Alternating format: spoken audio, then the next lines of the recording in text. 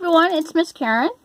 Today we're going to make another paper plate craft, and we've been working on the letter S. So this time we're going to make something that starts with the letter S, and I bet some of you boys can probably think what might start with the little letter S. A little critter, a little slimy critter that sometimes you might see in the lawn or out in the desert.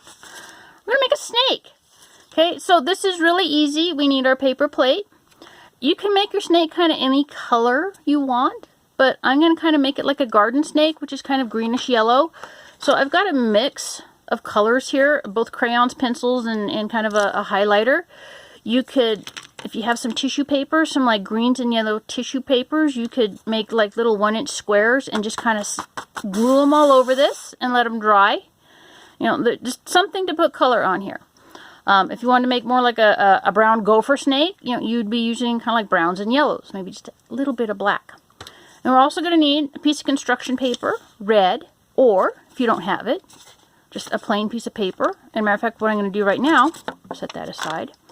I'm going to color my piece of paper red, because I don't feel like digging out my red construction paper. And I know some people don't always have construction paper, although, you know, if you got kids, you usually have construction paper and crayons and some pipe cleaners. That kind of seems like the standard thing, and some popsicle sticks.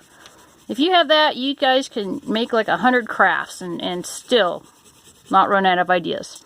Okay, so I'm going to set that aside. That's going to be a tongue, believe it or not, but later. Okay, we're also going to need just a dab of glue, and you can use a glue stick, just a touch. You could use a Google eye if you wanted to, or you just make the eye. But for right now, what we want to do, and there again, at some point parents might need to help a little bit, but we're just going to get some color on this. If you have one of those dot stampers, I see those now. I don't have one, but I know some people do. Those dot stampers would be really good, you know, to make dots on this. But I'm just going to kind of, you know, make some random circles with my different colors, greens and yellows. And eventually this is all going to be filled in. Okay. I just want to get some color in here. And it doesn't have to be colored all the way, because we're going to cut this. And if some of you saw how we made the rose the other day, same kind of principle of cutting the rose is how we're going to cut this snake. It's kind of that round and round and round, kind of twisty cut will give us our snake.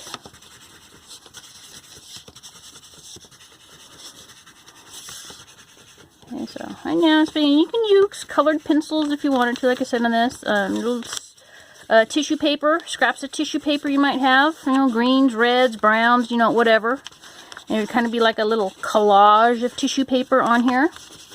That would certainly, you know, work and make it very interesting. I mean, right now it doesn't look like anything. But as you kind of start to see some of it fill in here, right now it kind of looks like our paper plate might have that funny coronavirus thing going on, huh? Paper plate's got a virus on it. It's sick. Or chicken pox. Maybe our paper plate has chicken pox right now. But I swear, it won't. When we're done, it won't. It'd be kind of cool looking. Another cool paper plate craft from Miss Karen. I try to keep them simple for everyone. Because, you know, I think at this time, and most, you know, most parents that are working, you're going to have the paper plates floating around. You know, these flat, just plain white ones. Not the heavier kind of like Dixie brand or whatever those brands are. Work better for crafts, you know, because obviously there's no color. A little easier to cut, form when they're not so rigid.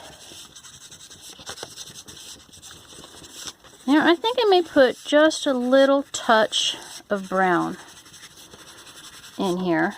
So remember, I'm kind of going for like the garden snake look. And some snakes can kind of take on the color of their habitat. So if you're kind of like live by a big farm that's growing a bunch of alfalfa, or maybe go to the Midwest where it's a lot greener than it is here, you are likely to see a snake that's more kind of a greenish yellow. That's their fifth hint. If you're out in the Ranchos or Johnson Lane area, I mean, you've got your lawn, and you may have a little snake that's kind of living on the edge between the grass and your dirt area. So he's probably going to be a little bit more on kind of the brownish side. So it just kind of depends. But all these, you know, we're calling garden snakes, kind of a gopher snake. These are not to be confused with like a rattler or what's called a pit viper or a viper snake.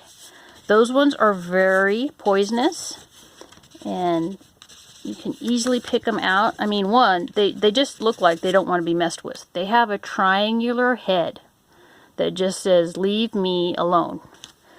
And the rattlesnakes that we have in this part of Nevada have that diamond kind of shape on their back. So, and they're actually called a diamondback rattler. Some of our gopher snakes, which are very helpful because, believe it or not, the gopher snake will actually eat the rattler. They look similar to a rattler. The rattler has, like, I can't make a diamond. These little diamond shapes on their back.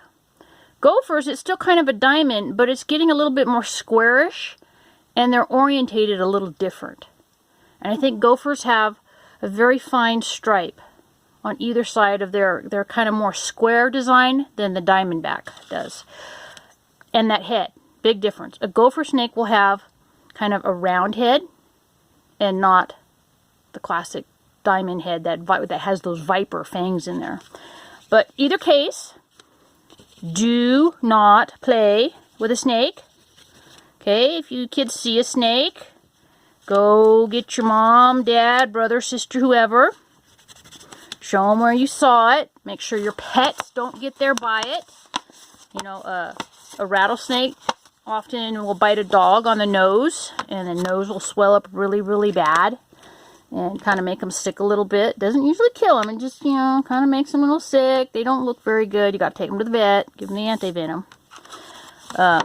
But definitely want to keep your pets away and just leave the snake alone and go get the mom or their dad.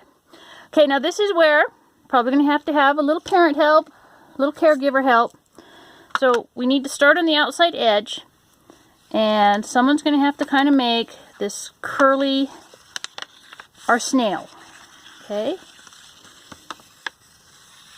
And you could use a black crayon, whatever you can use to see. I'm using the green because I can kind of see where I'm cutting in my pattern.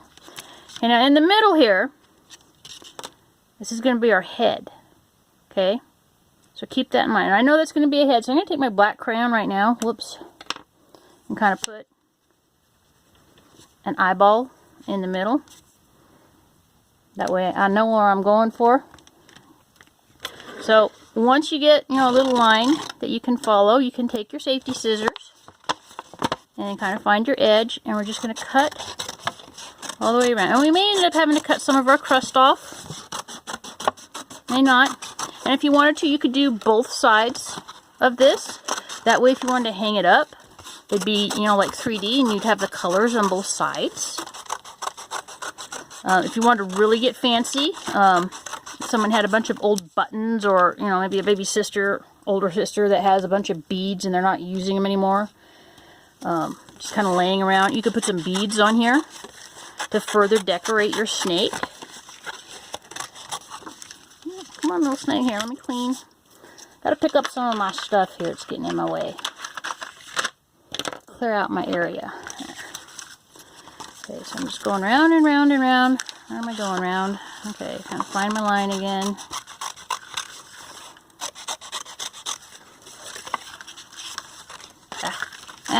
My snake is getting me.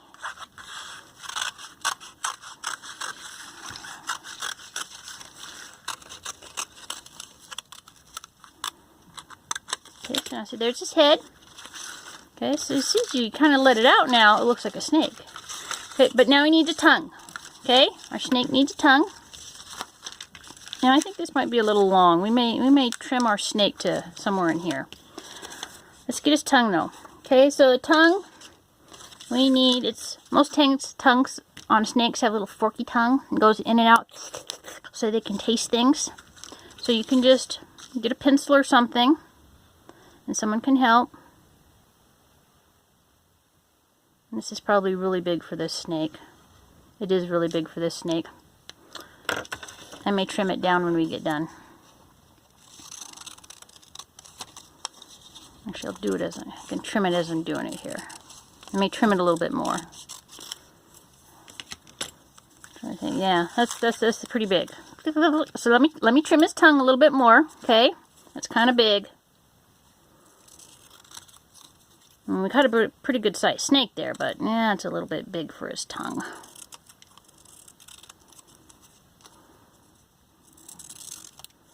Yeah, that's a little better. Okay, so then we need to glue the snake tongue. Okay, so just a drop of glue is all you need. Okay, a little drop. Kind of on the back.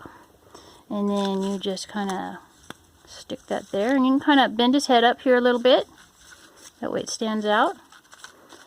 And if you wanted to, okay, you could get a little piece of string or fishing line. And then you could hang him up. But yeah, I think he might need to be shortened.